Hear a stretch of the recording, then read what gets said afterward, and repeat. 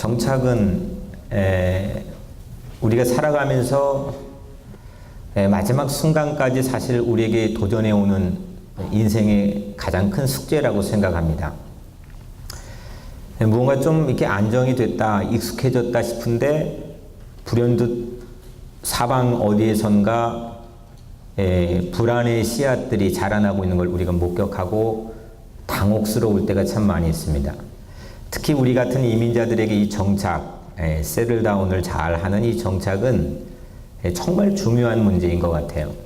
가장 정착하는데 우리 난관, 이걸 넘어가지 못하면 안 되는 가장 큰 난관이 이거라고 생각합니다.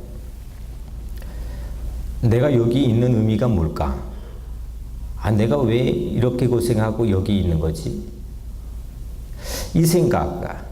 이 생각이 우리를 사로잡으면 이걸 정착을 세틀다운 하는데 30년 지나도 40년 지나도 우리를 불안정하게 만드는 가장 중요한 장애물이 아닐까 생각합니다.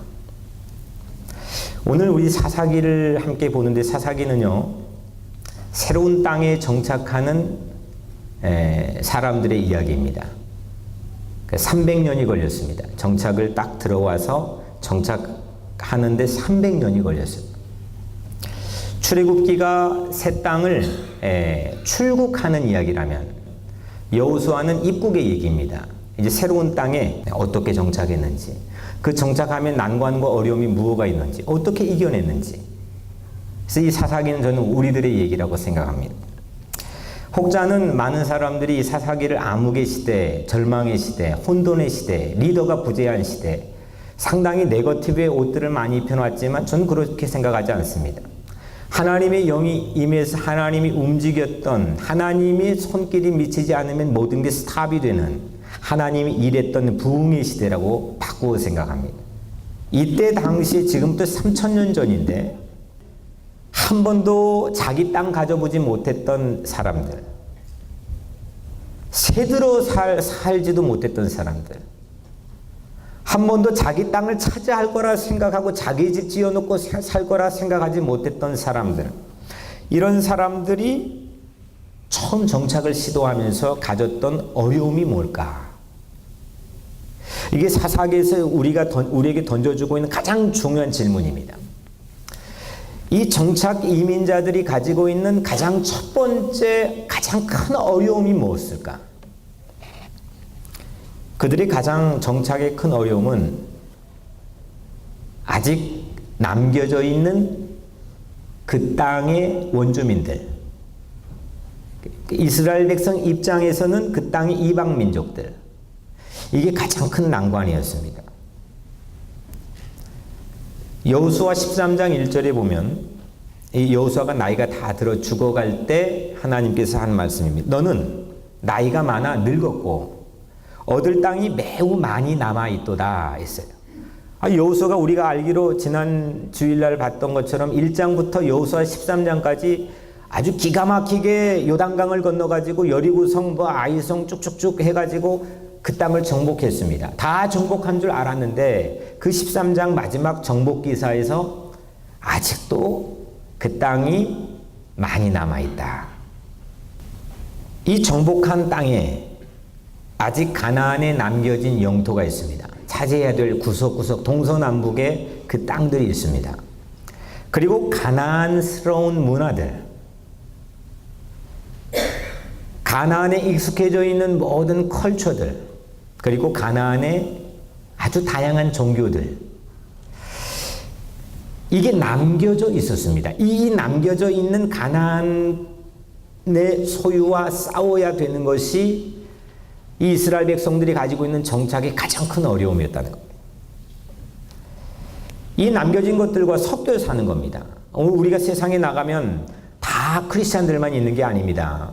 직장에 가도 어디에 가도 크리스찬도 있고 부디스트도 있고 이슬람도 있고 또 무신론자들도 있고 크리스찬을 좋지 않게 생각하는 사람도 있고 온갖 잡다한 사람들이 섞여 사는 세상에 여러분들이 대부분의 일주일의 시간을 보냅니다. 그리고 오늘 1시간 교회 와서 하나님께 예배를 드립니다. 이 마찬가지로 사사기 시대에 지금 이스라엘 백성들은 들어가면 입국하면 내가 이제 정착하고 모든 게 다 이루어질 줄 알았는데 천만의 말씀이요.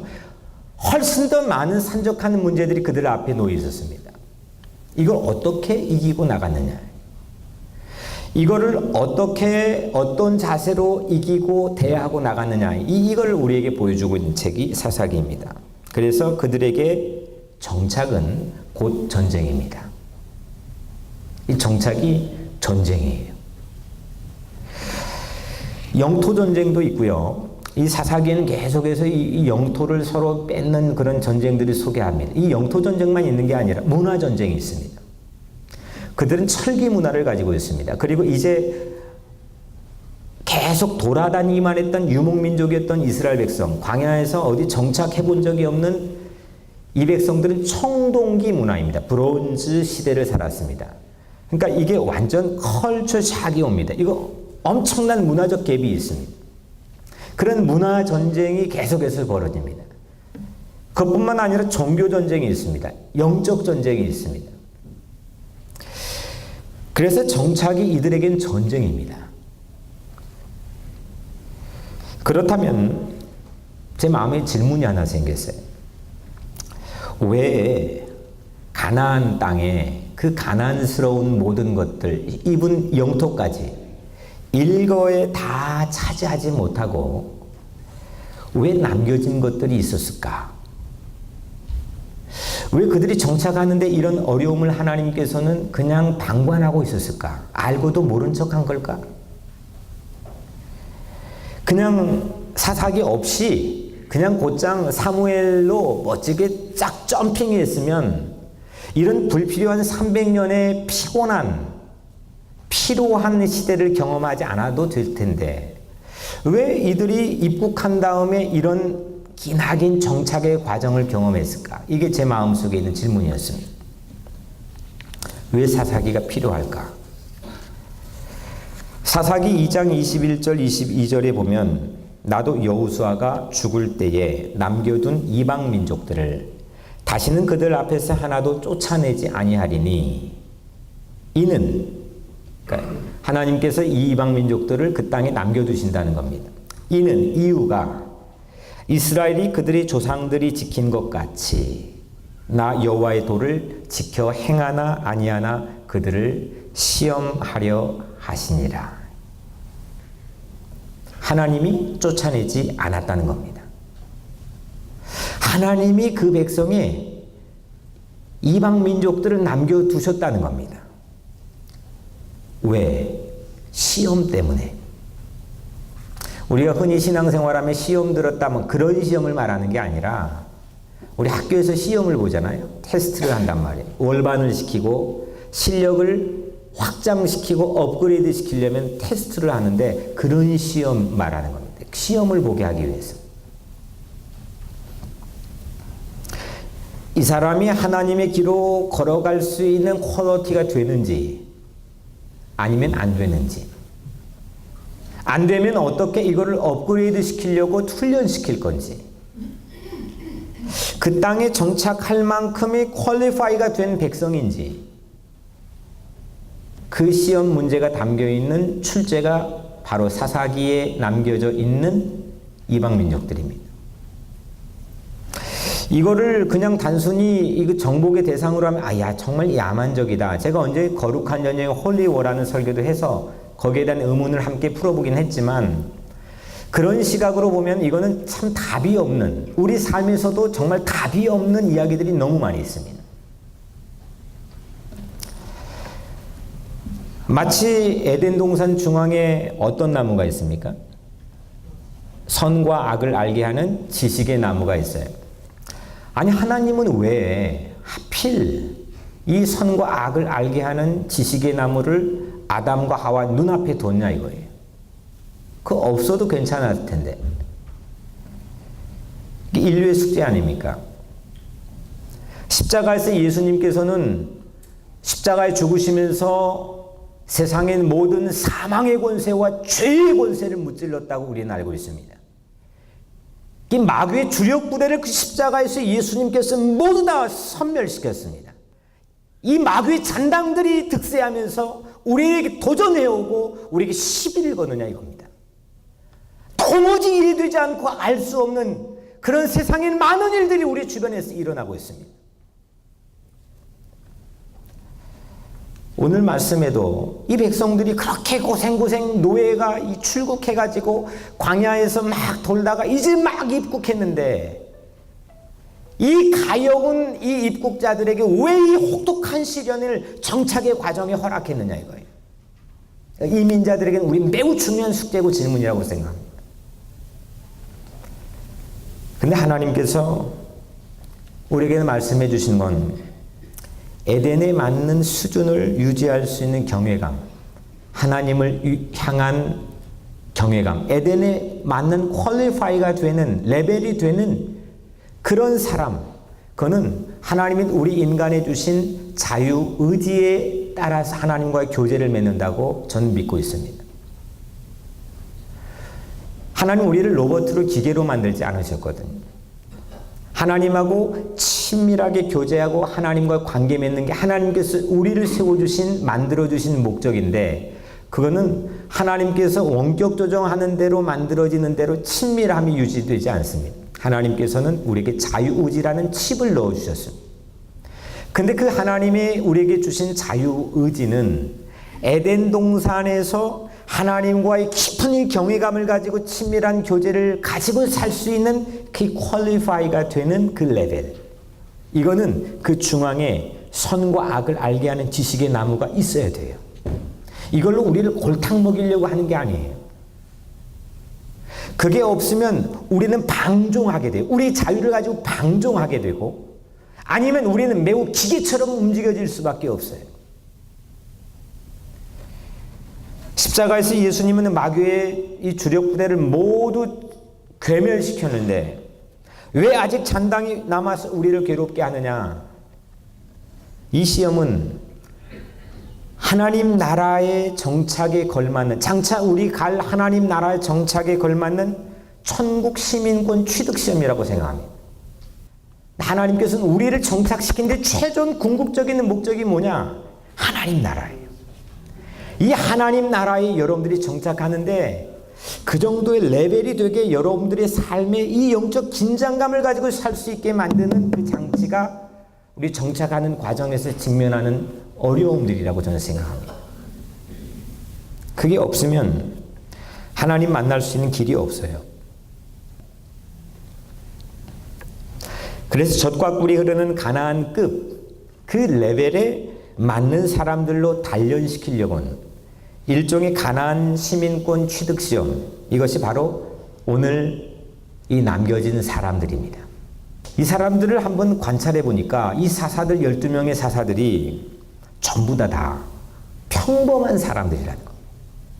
아주 소시민들입니다. 근데 가나안에 묻혀 있는 시험 문제로 두각을 나타내기 시작한 사람들이 12명의 사사들입니다. 그 다음에 나오는 왕들 또 아니면은 레위인들, 제사장들 이런 사람들은 계통이 있습니다. 영어로 라인들이 있습니다. 줄이 있습니다. 특권계층이라고 하는 의식이 저변에 깔려 있습니다. 그런데 이 사사기에 등장한 12명의 사사들은 전부 다 평범한 사람들입니다. 심지어는요, 이 안에 서자가 있습니다. 서자로 태어나가지고 집에서 쫓겨났는데 나중에는 방랑자들하고 섞여 살다가 두각을 나타냈습니다. 이 중에는요, 또 장애우도 있습니다. 심지어 그때 당시에 상상하기도 힘든 여성도 이 사사 안에 포함되어 있습니다. 그리고 삼손 같은 성도착증 환자까지도 이 안에 포함되어 있습니다. 참 연약하고 허물 많고 참 빈틈이 이곳저곳 구멍이 뚫려 있는 아무것도 기대할 게 없는 것 같은 평범한 사람들, 그런 사람들로 이 사사들이 다 구성되어 있습니다. 그런데 이들은 반복적으로 이들이 등장할 때 모습을 보면 하나님의 영에 붙들린 사람들이었습니다. 오늘 여러분들이 그런 사람들이 되시기를 주의 이름으로 축원합니다. 하나님의 영에 붙들린 사람들. 이름만 대도 다 알 법한 드보라, 기드온, 삼손, 우리 같은 평범한 소시민 출신 영웅들이 즐비합니다. 라인을 타고나지 않았습니다. 하나님의 영이 임해가지고 가나안과 맞서 싸우는 평범한 영웅들입니다. 저는 우리 이민 정착 과정도 마찬가지라고 생각합니다. 지금까지도 나는 이렇게 패배자고, 지금까지도 나는 이렇게 소시민이고, 지금까지 처음 내 가졌던 이민자의 드림은 온데간데 사라졌는데 무슨 가능성이 있겠습니까? 이 가나안 땅에 숨겨져 있는, 마치 보물찾기 같아요. 나무 밑에도 있고 풀밭에도 있고 의자 밑에도 있는 보물찾기 쪽지처럼 우리 인생 이민 정착 과정을 가면서 내게 다가오는 이 보물찾기 같은 시험 출제 문제를 열어야 될 때가 있어요. 이거 읽어야 될 때가 있어요. 하지만 그 시험 출제 문제가 여러분들 각자의 삶의 새로운 두각을 나타낼 수 있는, 하나님의 영이 임할 수 있는 그런 기회인 걸 여러분들 믿기를 주의 이름으로 축복합니다. 마지막으로 하나만 좀 살펴보겠습니다. 1절에 보면 여호수아가 죽은 후에 이스라엘 자손이 여호와께 여쭈어 이르되 우리 가운데 누가 먼저 올라가서 가나안 족속과 싸우리까? 오늘 서문은 포문을 여는데 누가 먼저 나갈래? 이겁니다. 근데 싸워야 되는데 누가 먼저 싸울래? 이미 그들은요, 여호수아가 다 분양을 해줬습니다. 제비를 뽑아가지고 땅을 분양을 해줬습니다. 분양은 이미 그 땅을 밟고 있지는 않지만 그건 내 땅이라고 하는 그런 표식입니다. 우리가 청약적금 부어가지고 한국에서 아파트를 분양받는 것처럼 이 가나안 땅은 12지파에게 골고루 이미 분양이 되었습니다. 그냥 각자 정해진 곳을 가면 됩니다. 근데 지금 이 사람들이 서로 눈치만 보고 있습니다. 누가 먼저 갈래? 각 지파는 할당된 사명이 있는데 그런데 모두 다 전의를 상실했습니다. 누가 먼저 갈래? 우리도 태산 같은 문제 앞에 주저앉을 때가 있습니다. 이거 내가 지금 이거 어떻게 이거를 해결해야 되나? 이거 우리 어떻게 해야 돼? 이런 산적하는 문제들이 우리 앞에 우리 전의를 상실하게 만들 때가 있습니다. 도무지 이거는 이 바라볼 시간이 아까울 정도로 정말 내 삶에 스트레스를 주는 그런 산적하는 문제들로 괴로울 때가 있습니다. 이때 사사기 정착 과정에 아주 결정타를 날리는 힌트 하나가 있습니다. 오늘 2절에 여호와께서 이르시되 유다가 올라갈지니라 보라 내가 이 땅을 그의 손에 넘겨 주었노라. 정착에 두려움을 느낀 백성들, 누가 먼저 갈래? 눈치만 보고 전이 상실한 이 사람들에게 때마다 결정적 역할을 한 반복되는 말씀입니다. 바로 보라 내가 이 땅을 너의 손에 넘겨 주었노라. 아직 그 땅을 밟지는 않았습니다. 아직 그 땅을 누리지는 못합니다. 그 땅에다가 집을 세우지는 못했습니다. 하지만 그 땅이 분양받은 내 땅이라고 하는 그 말씀을 하나님께서 주셨다는 겁니다. 평범한 사람들, 참 부족한 사람들, 그리고 겁먹은 사람들을 일깨워서 정착할 수 있도록 도와준 한마디 고마운 말씀. 그 말씀이 바로 이 땅을 네 손에 넘겨주셨다라고 하는 말씀입니다. 이 말씀을 듣고 군데군데 사사들이 일어났고 군데군데 그들이 전의를 상실했지만 다시 일어나 그 땅을 향해 진군했습니다. 예수님을 통해서 천국을 이미 우리 손에 넘겨주셨다는 말씀. 아직 우리는 천국을 완벽하게 누리지는 못합니다. 아직 그 땅을 밟고 있지도 못할 수도 있습니다. 하지만 예수님은 우리에게 이미 말씀해 주셨습니다. 내가 그 천국을 너에게 이미 주었다고 말씀해 주셨습니다. 내가 이미 너희 처소를 예비하러 간다고 말씀했습니다. 그 말씀이 오늘 우리에게 크리스찬으로 그 땅을 소망하고 바라보며 이 땅의 삶을 정착하며 살아갈 수 있도록 만드는 힘이 되는 말씀 아니겠습니까? 여러분들의 인생에, 여러분들 삶에 뭔가 결정타를 날릴 수 있는 인생에 가장 기억되는 한마디를 꼽으라고 한다면 뭐가 있겠습니까? 오늘 이 사사기 시대에 이 백성과 사사들에게 정착하는 과정에 정말 잊을 수 없는 한마디는 오늘 이 말씀이었습니다. 하나님이 주신 땅.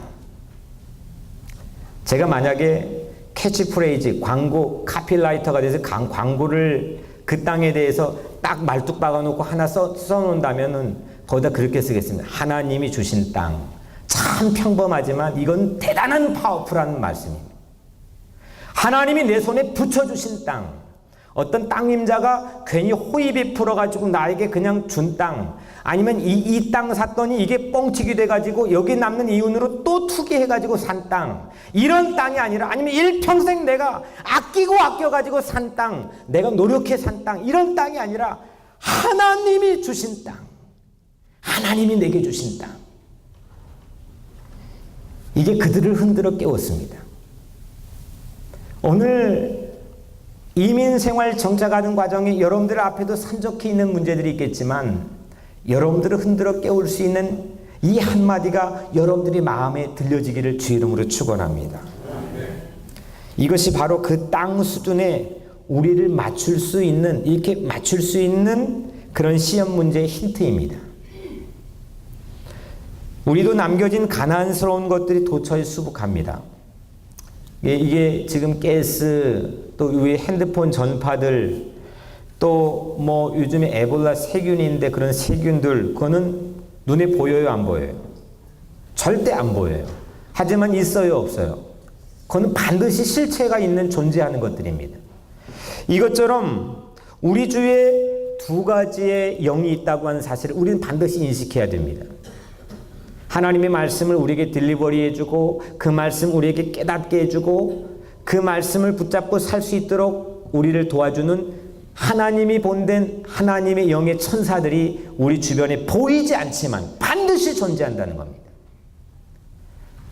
그리고 반면에 우리를 이 정착하는 과정에서 우리를 걸려 넘어지게 하고 전의를 상실하게 하고 이 보이지 않지만은 이 사탄의 세력이 반드시 악의 세력이 세상에 존재한다는 겁니다. 저는 오늘 여러분들이 도전하고 싶은 한 가지는 우리가 가서 싸우기 전에 먼저 우리 가장 큰 문제가 뭐냐, 이런 영적 전쟁이 있다고 하는 사실을 알지 못한다는 겁니다. 보이는 거에만 마음을 전부 다 뺏겨서 이제 보이는 거하고만 싸우는 삶을 살고 있기 때문에 이 정착 과정에서 우리가 앞으로 진보해 나가지 못한다고 하는 겁니다. 보이지 않는 세계는 보이는 세계보다 실체가 훨씬 더 견고합니다. 이것을 먼저 의식하고 그렇게 믿음으로 살 때에 서로 눈치만 보고 누가 먼저 나갈래? 그렇게 좌불안석하지 않는다는 사실입니다. 사랑하는 성도 여러분, 가나안 땅은 젖과 꿀이 흘러서 축복된 땅이 아닙니다. 그거는 앞에 이 땅을 설명하기 위한 형용사구입니다. 그 땅은 젖과 꿀이 흐르기도 하지만 그 땅은 젖과 꿀이 흘러서 축복된 땅이 아닙니다. 하나님이 함께 하시는 땅이기 때문에 축복된 땅입니다. 오늘 우리가 이 정착하는 과정에서 내가 이 한 30만 불을 벌어가지고 집을 근사하게 지었으니까 이 이민 정착 피니시, 그리고 이건 괜찮은, 이건 내 성공한 정착 스토리, 천만에요. 보이는 실체만은 가지고 그렇게 덤벼들었다가는 내 인생에 가도 정착이 피니시가 되지 않는다는 겁니다. 하나님이 함께하는 삶, 예수님과 함께 동거하는 그런 땅, 예수님 바라보면서 예수님이 주신 땅 붙들고 내 마음에 소망 가지고 사는 그런 인생, 그 사람이 저는 정말 이 땅에 어디를 갖다 놔도 정착할 수 있는 사람이라고 믿습니다.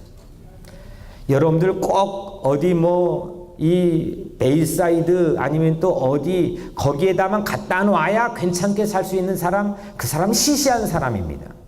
그 사람을 한국에 갖다 놓던, 미국에 갖다 놓던, 제 아프리카 꼴짝에다 갖다 놓던, 어디 갖다 놔도 괜찮게 살 수 있는 정착자들, 어디 갖다 놔도 기죽지 않고 담대하게 용기 있게 살 수 있는 사람들, 학군 따라가지 않고 사람 여론과 흐름 따라가지 않고 트렌드 따라가지 않고 하나님 말씀 따라 하나님 바라보고 하나님과 함께하는 그 땅을 축복된 땅으로 바라보며 사는 사람들, 이런 사람들이 오늘 여러분들이 되기를 주 이름으로 축복합니다. 예수님께서 십자가 위에 모든 사망 권세를 물리치고 천국을 이미 여러분들 손에 주셨다고 말씀했습니다. 그 땅 이미 우리 밟진 못했지만 그 땅은 우리에게 분양받은 땅입니다. 예수의 권세와 예수의 사랑으로 그 땅을 소망하며 하나님 나라를 꿈꾸는 사람들로 우리를 불러 초청해 주셨습니다. 오늘 크리스찬답게 삽시다. 이 땅에 사는 삶 가운데 그냥 하나 이슈 터져서 그 정착에 애를 먹으면 그거 해결하면 또 하나 또 터져서 그것 때문에 내 인생 다 낭비하는 인생이 아니라 근사한 마음의 꿈과 비전 가지고 하늘나라에 정착하는 꿈을 가지고 이 땅에 내게 도전해오는 모든 문제를 그 나름대로 의미를 발견해서 믿음으로 강하고 담대하게 살아가는 여러분들의 인생이 되기를 주의 이름으로 간절히 축복합니다. 기도하겠습니다.